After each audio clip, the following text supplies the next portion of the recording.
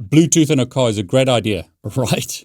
Well, 350 million cars, 1 billion devices exposed to a one-click Bluetooth remote code execution. Mercedes, Skoda, Volkswagen, and an untold number of industrial, medical, mobile, and consumer devices may be vulnerable to an attack chain called PerfektBlue. It's a one-click RCE attack once again, only one click to gain access to the vehicle. In other words, you have to accept the pairing, but some vehicle manufacturers allow that by default. Here's a Mercedes entertainment system with a reverse shell. Basically, with a reverse shell, you get the card to access your system over TCP/IP, in other words, the protocol used on the internet, and you control the vehicle. In this example, we're using Netcat, and basically we get control of the vehicle from this computer.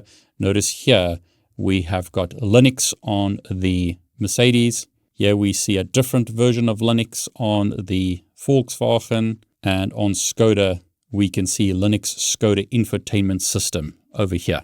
The security researchers found that with remote code execution on the in-vehicle infotainment system, a hacker could track GPS coordinates, eavesdrop on conversations in the car, access phone contacts, and potentially move laterally to more critical subsystems in the vehicle. In other words, potentially they could get access to the braking system and other systems on the car. They don't have access to that immediately. They have to do more work to gain access to those systems because they're separate from the infotainment system. So attackers can use Bluetooth to potentially attack your car and take control of it, as well as many other devices. Now, to protect yourself against this PerfektBlue attack, you need to update your system or disable Bluetooth functionality entirely on your car. Aside from just cars, however, this Bluetooth SDK touches more than 1 billion embedded devices around the globe, including consumer, mobile, industrial, and medical industries.